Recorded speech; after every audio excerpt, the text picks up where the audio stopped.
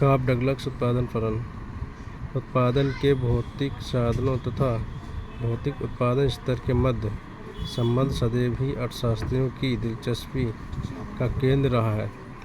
विभिन्न अर्थशास्त्रियों ने भिन्न भिन्न प्रकार सैद्धांतिक उत्पादन फलनों का प्रतिपादन किया तथा वास्तविक आंकड़ों के आधार पर उनका परीक्षण किया। इसके विपरीत कुछ उत्पादन फलनों की खोज वास्तविक आंकड़ों के आधार पर हुई। काब डगलस उत्पादन फलन वास्तव में राष्ट्रीय आय में साधनों के अंश की व्याख्या करने का एक प्रारंभिक प्रयास था। इस उत्पादन फलन के आधार पर यह निष्कर्ष निकलता है कि राष्ट्रीय आय में श्रम तथा पूंजी साधनों के सापेक्षिक अंश सदैव स्थिर रहते हैं। काब डगलस उत्पादन फलन को निम्न प्रकार से व्यक्त किया जाता है।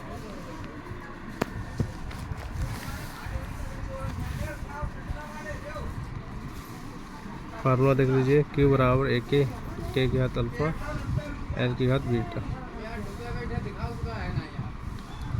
जहाँ Q समग्र राष्ट्रीय उत्पाद K तथा L क्रमशः पूंजी तथा श्रम की मात्रा को प्रदर्शित करते हैं। A अल्फा तथा बीटा धनात्मक स्थिरांक हैं जिनके मान उत्पादन की तकनीक के ऊपर निर्भर करते हैं। यदि हम एक उत्पादन फलन Q बराबर फंक्शन L के की कल्पना करें, उत्पादन की मात्रा उत्पादन के साधनों की मात्रा शून्य होने पर वस्तु का उत्पादन भी शून्य होगा, अर्थात L बराबर 0 केवल तो Q बराबर 0 अथवा F फंक्शन 0 नंबर 2, साधनों की मात्राओं में वृद्धि होने पर उत्पादन की मात्रा में भी वृद्धि होनी चाहिए। अन्य शब्दों में साधनों की सीमांत उत्पादकताएं धनात्मक होनी चाहिए। गणितीय भाषा में MPL greater than 0 MPK greater than 0।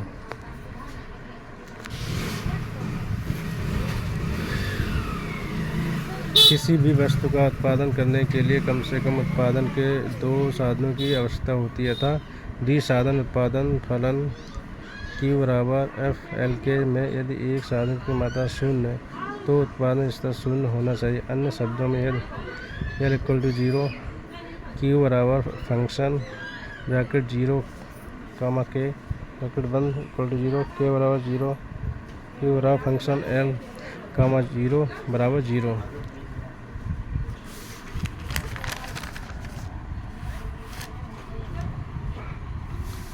इसका कारण यह है कि उत्पादन के केवल एक साधन के द्वारा किसी वस्तु का उत्पादन संभव नहीं है। Number 3,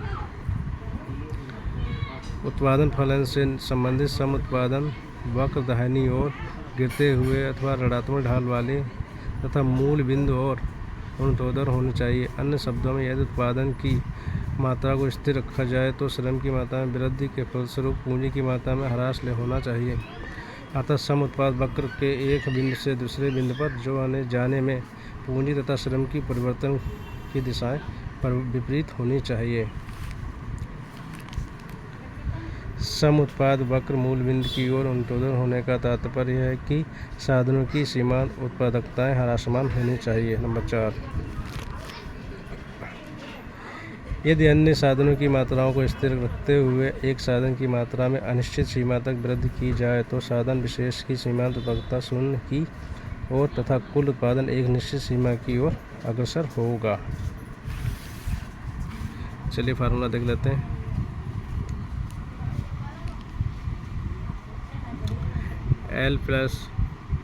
LT MPL equal to 0 LTQ equal to M1 L infinitive दोनों में होगा तथा K equal to 0 LTQ equal to M2 K बराबर इन्फिनिटिव और K बराबर दोनों में इन्फिनिटिव ही होगा। उपयुक्त गुणों को प्रदर्शित करने वाले उत्पादन फलनों को शिष्ट उत्पादन फलन कहा जाता है। इन गुणों के संदर्भ में अब हम काब डगलस उत्पादन फलन की विशेषताओं की चर्चा करेंगे। इस उत्पादन फलन का समीकरण निम्न प्रकार है: Q बराबर K की घात अल्फा L की घात बीटा। समीकरण में ए अल्फ़ा तथा बीटा स्थिरांक है तथा अल्फ़ा एवं बीटा का मान 0 तथा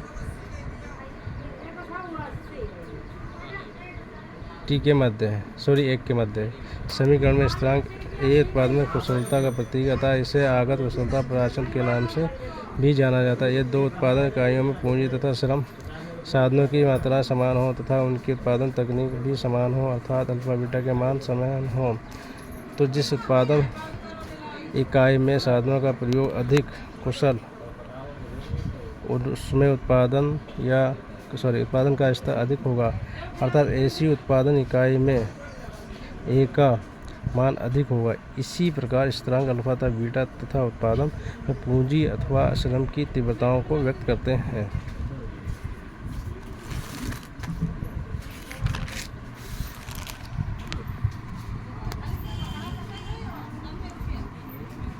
तथा इन्हें आगत तीव्रता प्राचाल के नाम से जाना जाता है, अर्थात यदि अल्फा का मान बीटा की तुलना में अधिक अल्फा के ऋण बीटा तो उत्पादन तकनीक को पूंजी बदन कहा जाएगा।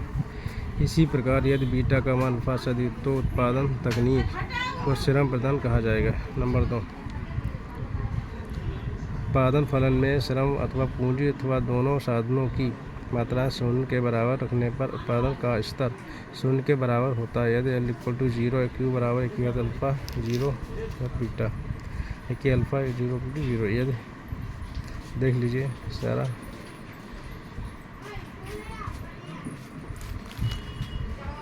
काफ-डगलस उत्पादन फलन शिष्ट उत्पादन फलनों के पहले गुण को प्रदर्शित करता है। नंबर 3,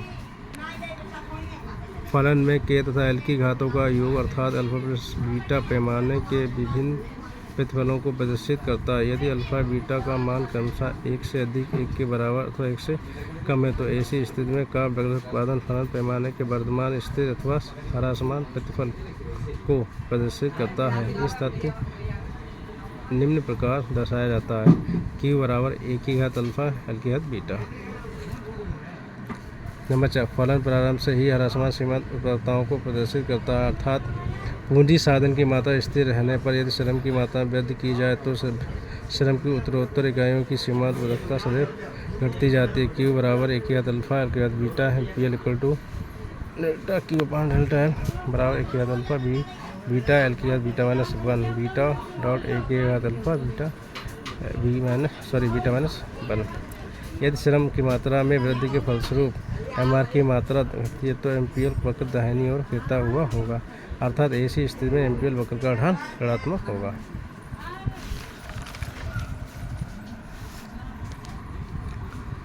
अर्थात MPL वक्र का ढाल ऋणात्मक होगा। अन्य शब्दों में काफ डगलस उत्पादन फलन सदैव ह्रासमान सीमांत उत्पादकताओं को प्रदर्शित करेगा। इसी भांति यह दर्शाया जा सकता है कि पूंजी साधन की सीमांत उत्पादकता भी ह्रासमान होती है। इस उत्पादन फलन में साधनों की सीमांत उत्पादकता सदैव धनात्मक होती है, अर्थात सीमांत उत्पादकता कभी भी ऋणात्मक नहीं होती। MPL = बीटा एक की घात अल्फा एल की घात बीटा माइनस 1।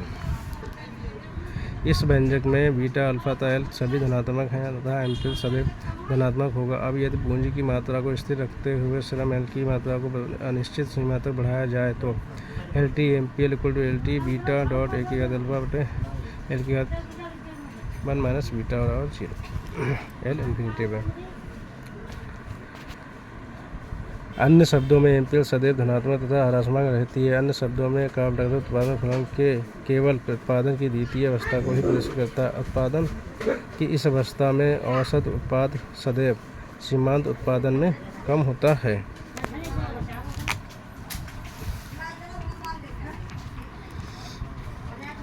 कुल उत्पादन Q = A डॉट के की घात अल्फा एल की घात बीटा औसत उत्पादन APL = Q upon L = A के एल की घात अल्फा एल की घात बीटा बटा L A के घात अल्फा एल की घात बीटा माइनस 1 सीमांत उत्पाद MPL = बीटा डॉट एक की घात अल्फा एल बीटा माइनस 1 अथवा MPL = beta dot APL। Beta का मान 1 से कम अतः MPL का मान APL से कम होगा। गणितीय भाषा MPL APL। नंबर 5, उत्पादन फलन में के तथा एल की घातें अर्थात अल्फा तक बीटा समग्र राष्ट्रीय उत्पाद में पूंजी तथा श्रम के सापेक्षिक अंशों को प्रदर्शित करती हैं।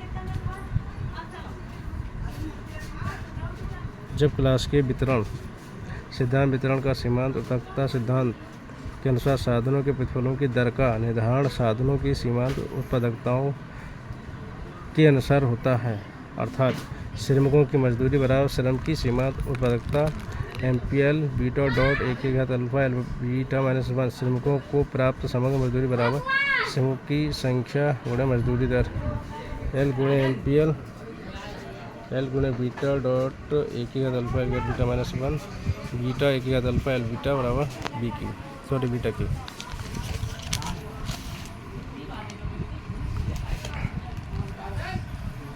चूँकि अल्फा तथा बीटा स्थिरांक अतः काफ डगलस उत्पादन फलन के अंतर्गत यह निष्कर्ष निकलता है कि समस्त राष्ट्रीय उत्पाद में श्रम तथा पूंजी के सापेक्षिक अंश सदैव स्थिर रहते हैं तथा ये सापेक्षिक अंश अर्थव्यवस्था में श्रम तथा पूंजी की मात्रा से स्वतंत्र हैं। अन्य शब्दों में श्रम तथा पूंजी के सापेक्षिक अंश अर्थव्यवस्था में श्रम तथा पूंजी की मात्रा पर निर्भर नहीं करते। समग्र राष्ट्रीय उत्पाद में श्रमिकों का अंश बराबर समग्र मजदूरी बटा समग्र राष्ट्रीय उत्पाद बराबर बीटा Q/Q बराबर बीटा। समग्र राष्ट्रीय उत्पाद में पूंजी का अंश अल्फा है। यदि अल्फा प्लस बीटा का योग इकाई हो तो काफ डगलस उत्पादन फलन आयलर प्रमेय अथवा प्रोडक्ट एग्जॉशन थ्योरम को भी संतुष्ट करता है।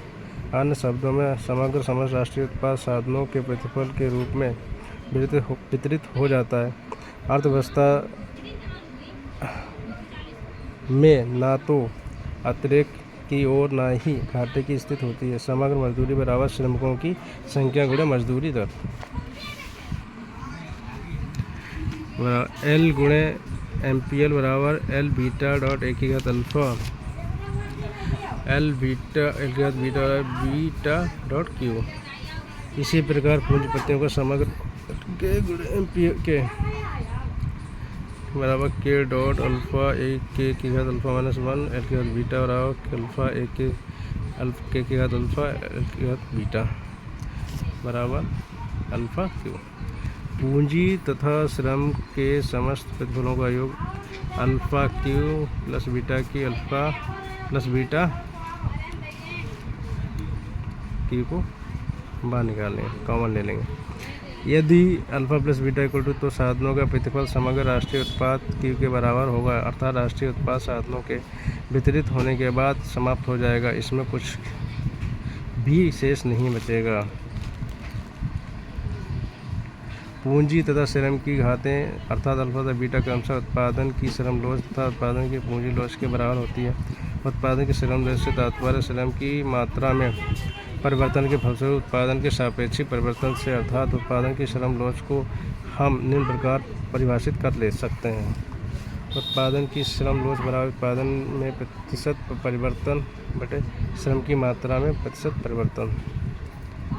ये देख लिए D/Q/DL/L। इसको हम खोल लेंगे, इसको चेक कर लीजिए।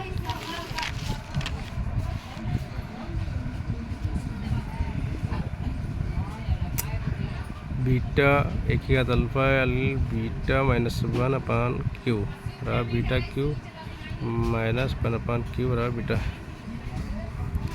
इसी भांति ये दर्शाया जा सकता है कि उत्पादन की पूंजी लोच अल्फा के बराबर होगी। अन्य शब्दों में यदि अल्फा बराबर 0.25 बीटा बराबर 0.75 तो हम कह सकते हैं कि यदि अर्थव्यवस्था में कार्यकारी श्रम की मात्रा में 1% की वृद्धि की जाए तो इसके फलस्वरूप उत्पादन के स्तर में 75% वृद्धि होगी। इसी प्रकार पूंजी स्टॉक के स्तर में 1% वृद्धि उत्पादन स्तर में 25% की वृद्धि लाएगी। नंबर 8 काफ डगलस उत्पादन फलन सदैव इकाई प्रतिस्थापन लोच को प्रदर्शित करता है। इसके फार्मूला देख लेते हैं। प्रतिस्थापन लोच बराबर सिग्मा इक्वल टू पूंजी माइनस श्रम अनुपात में सापेक्षिक परिवर्तन बट्टे साधनों की सापेक्षिक कीमत में सापेक्षिक परिवर्तन। पूंजी श्रम अनुपात में सापेक्षिक परिवर्तन बटे साधनों की सापेक्षिक कीमत में सापेक्षिक परिवर्तन।